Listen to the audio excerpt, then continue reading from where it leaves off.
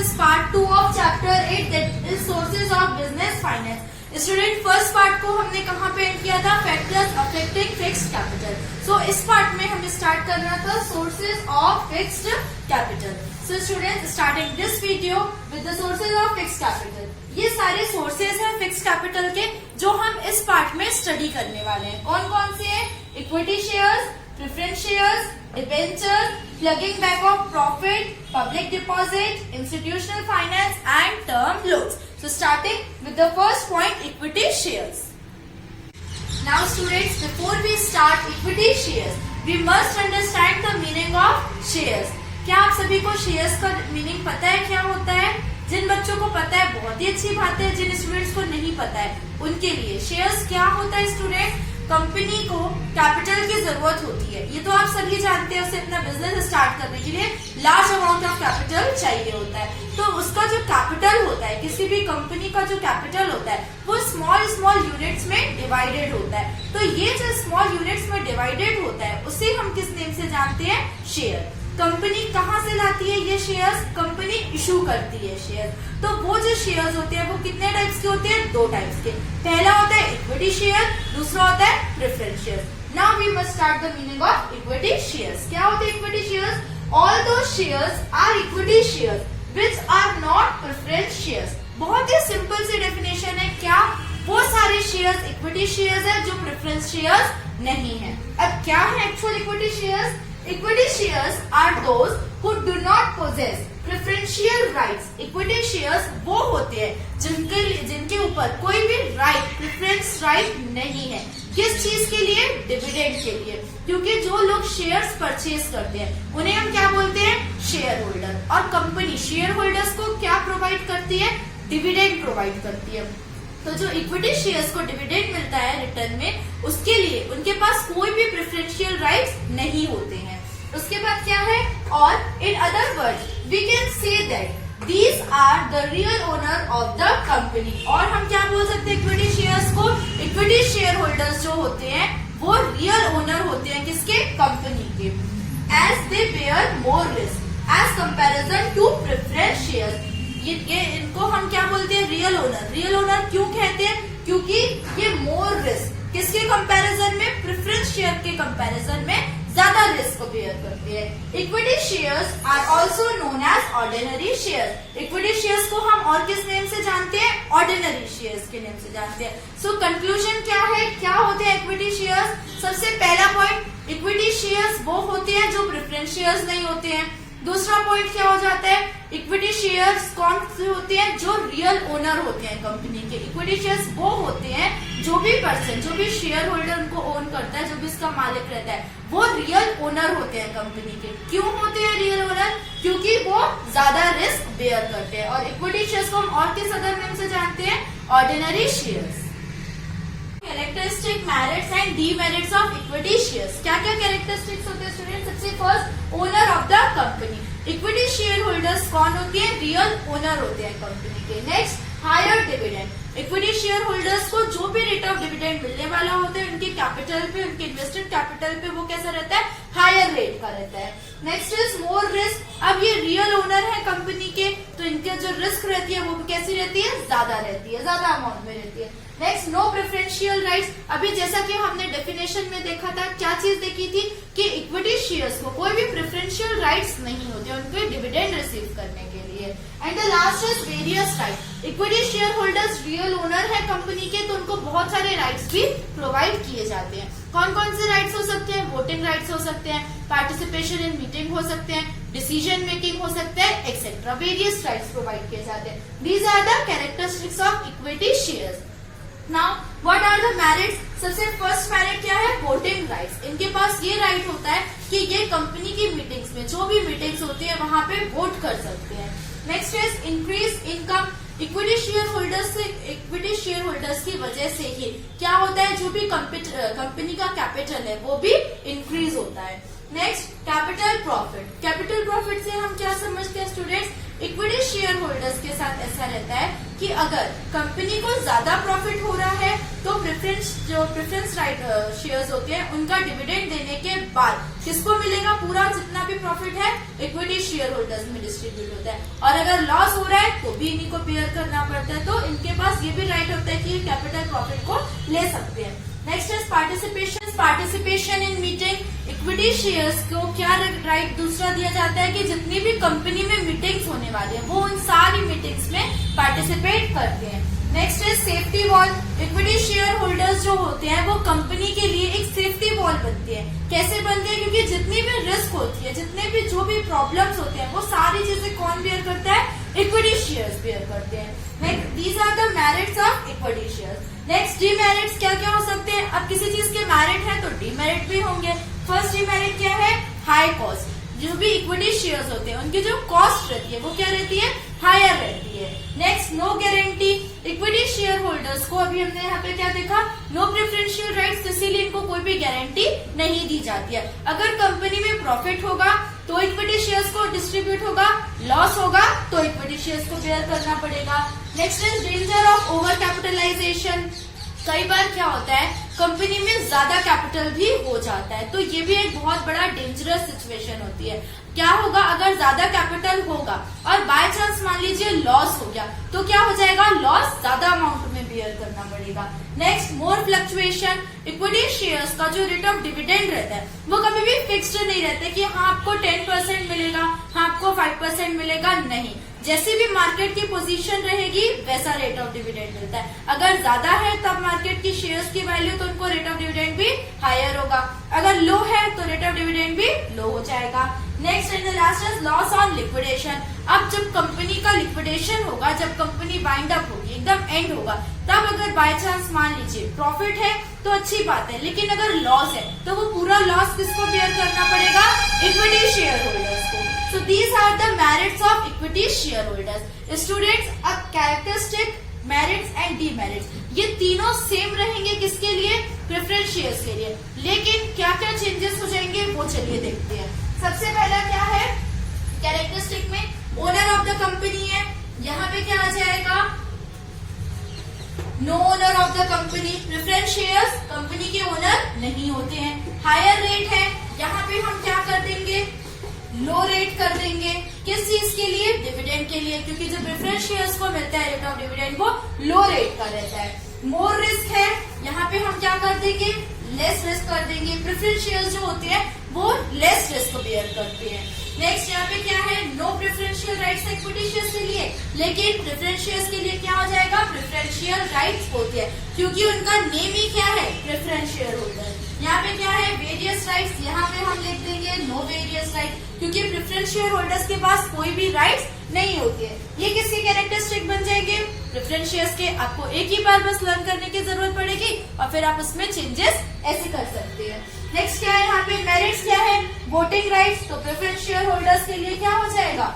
No voting rights. Increase income है, यहाँ पे नो इंक्रीज इन इनकम हो जाएगा। उसके बाद क्या है?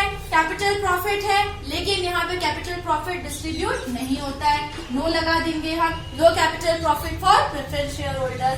Participation in meeting, no participation in meeting. Safety valves, no safety valve, क्योंकि प्रेफरेंस शेयर सेफ्टी वॉल का काम नहीं करते हैं। कुछ नहीं है, बहुत ही सिंपल है, बहुत ही इजी है। सिर्फ आपने इक्विटी शेयर होल्डर्स के लर्न कर लिए, उसके बाद आप प्रेफरेंस शेयर्स के बहुत ही इजीली पढ़ सकते हैं।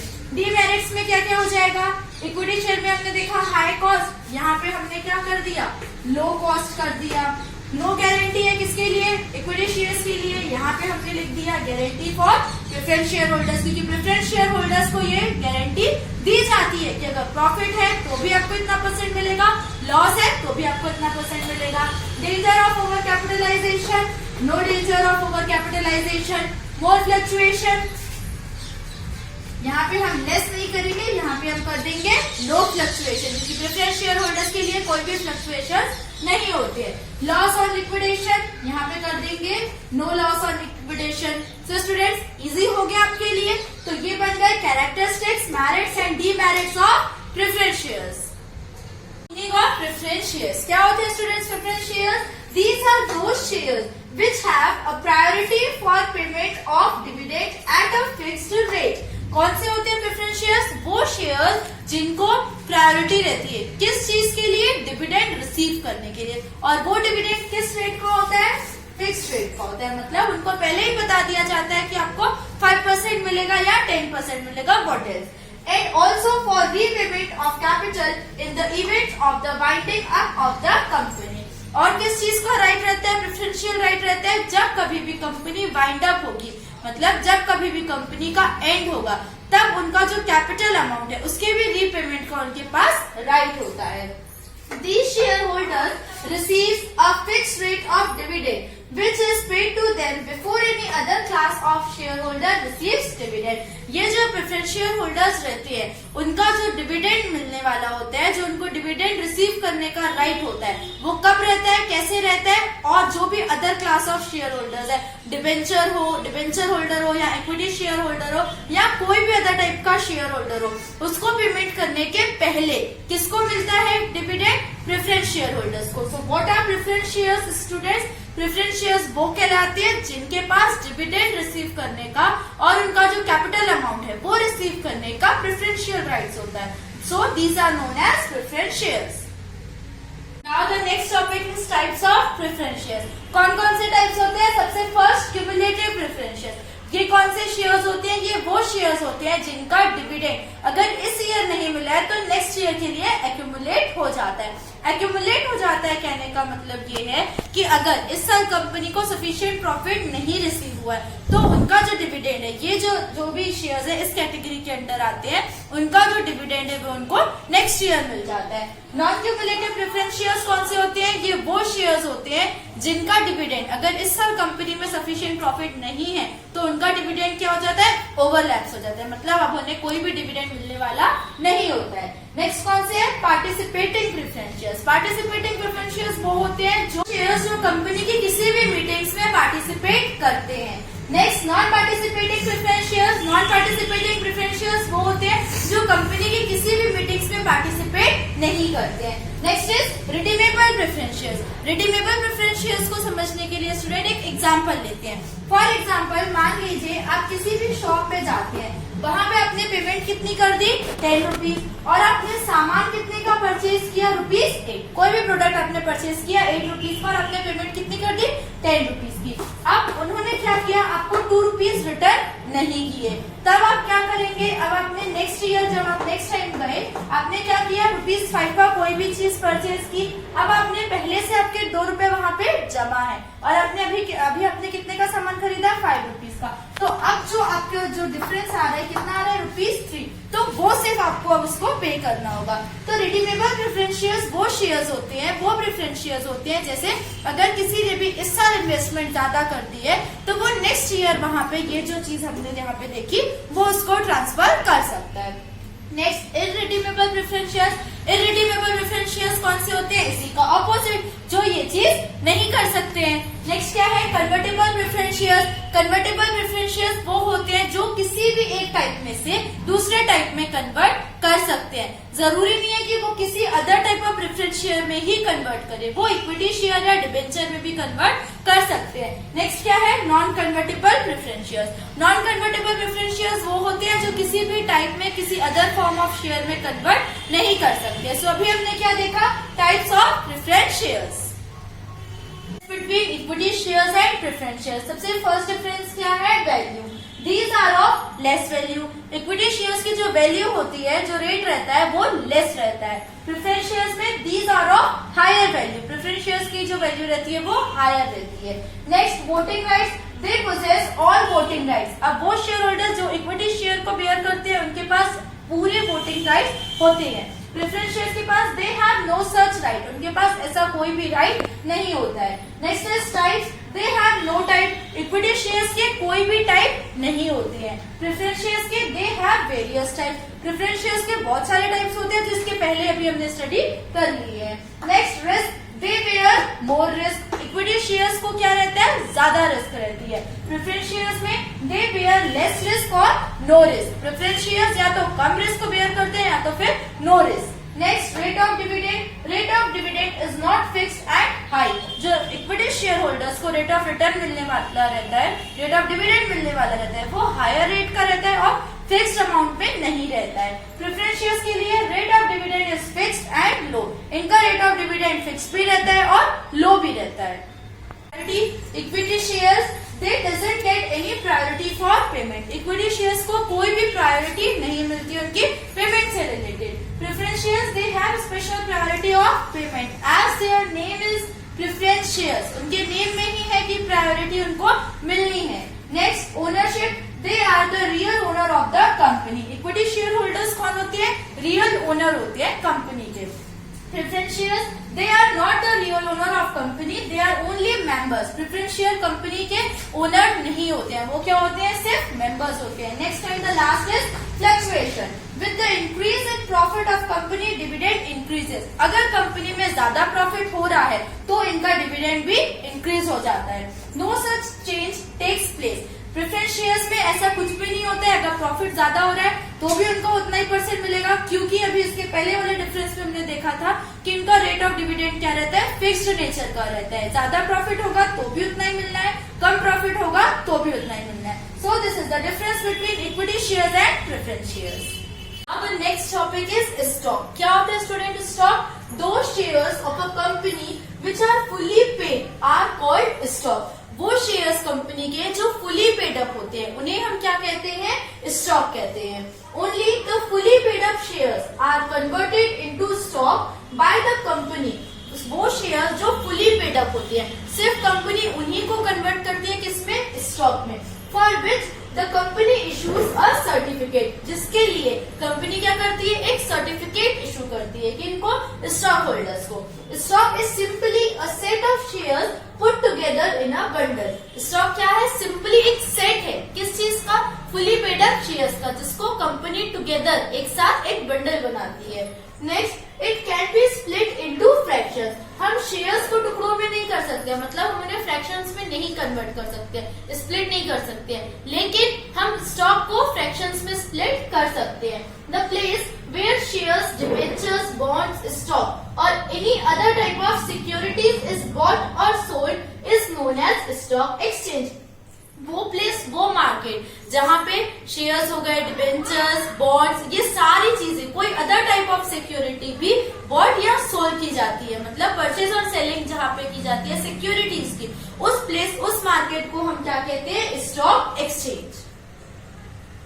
Difference between shares and stock. क्या डिफरेंस होते हैं? सबसे first difference face value. Shares have face value. Shares की फेस वैल्यू होती है। स्टॉक में stock do not have face value. Stock की फेस वैल्यू नहीं होती है। Next is transferability. Shares are transfer in full. Shares को अगर हमें ट्रांसफर करना है किसी पर्सन से दूसरे पर्सन में तो कैसे ट्रांसफर होते हैं? वो फुली ट्रांसफर होते हैं। स्टॉक में it can be transferred in fraction, लेकिन स्टॉक को हम फ्रैक्शन में मतलब पार्टली उसको ट्रांसफर कर सकते हैं। Next number, each share has its own number. हर शेयर का अपना एक अलग से नंबर होता है। Stock has no such number. Stock का कोई भी वैसा नंबर नहीं होता है। Next popularity. Shares are most popular. Share जो होते हैं वो ज्यादा पॉपुलर होते हैं as comparison to stock. Stock is not popular. Stock जो होते हैं वो लेस पॉपुलर होते हैं शेयर्स के कंपैरिजन में। Next paid up value. It can be partly paid up. Shares को अगर हमें पे करना है उसकी पेमेंट कैसी होती है? पार्टली होती है, फ्रैक्शंस में होती है, जैसे फर्स्ट एप्लीकेशन मनी, फिर allotment money, first call, then after ऐसे।